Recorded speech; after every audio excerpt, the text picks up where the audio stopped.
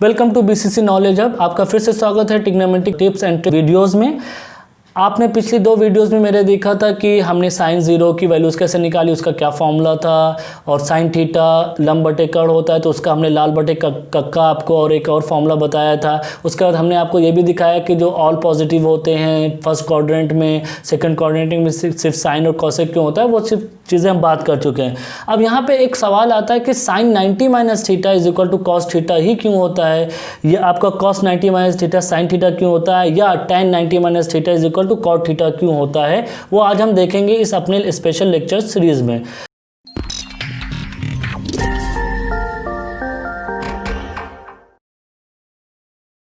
चलिए आपको मैं एक ट्रायंगल दिखाता हूँ। इस ट्रायंगल में इससे आप फेमिलियर हैं क्योंकि इसको पहले भी आप देख चुके हैं। इसमें हमारा लंब, कर्ण और आधार है। जैसे कि मैंने आपको बताया था कि जिस थीटा की आप बात कर रहे हैं उसके सामने हमेशा लंब होता है, और उसका जो फिर जो कर्ण होता है हमेशा कर्ण आपका 90 डिग्री के सामने होता है। फिर जो भुजा बच जाती है वो आधार कहलाती है। तो अब यहाँ पे देखिए हमारा जो ट्रायंगल है ए बी एंड सी, इसमें बी हमारा 90 डिग्री है, ए थीटा है। तीनों कोणों का जो हमारा त्रिभुज है उसमें तीनों कोणों का योग 180 होता है। तो angle A plus angle B plus angle C is equal to 180 degree हुआ। यहाँ पे हमारा एंगल बी 90 डिग्री है, एंगल ए थीटा है, तो theta plus 90 plus C is equal to 180। अगर इसको आप सॉल्व करते हैं तो सी आपका 90 माइनस थीटा आता है, जहाँ पे हमने सी आपको लिख दिया है 90 माइनस थीटा पहले से।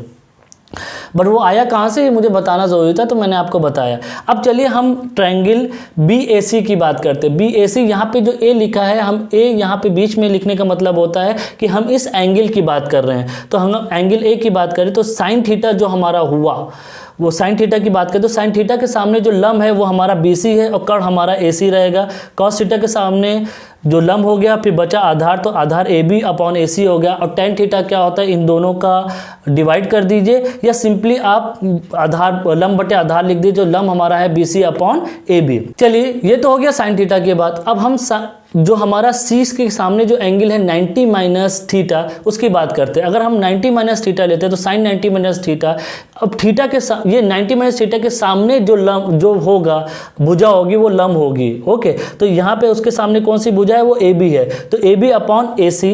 कॉस 90 माइनस थीटा क्या हो जाएगा, जो भुजा बची वो आधार हो जाएगी, तो बी सी अपॉन ए सी। और tan 90 माइनस थीटा क्या हो जाएगा, जो आपका लंब बटे आधार होगा। तो लंब यहाँ पे आपका ए बी हो गया और आधार आपका बी सी हो गया। ओके, अब यहाँ पे देखिए आप इसमें क्या रिलेशन है, क्रॉस रिलेशन देखते हैं। तो साइन थीटा जो बी सी अपॉन ए सी है वो कोरिलेट करता है कॉस 90 माइनस थीटा से बी सी अपॉन ए सी से। इसका मतलब हम कॉस 90 माइनस थीटा को साइन थीटा लिख सकते हैं और साइन 90 माइनस थीटा को कॉस थीटा लिख सकते हैं।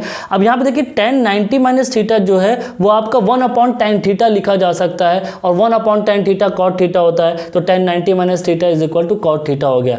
तो अब आपको पता चल गया होगा कि साइन 90 माइनस थीटा को कॉस थीटा क्यों लिखा जाता है।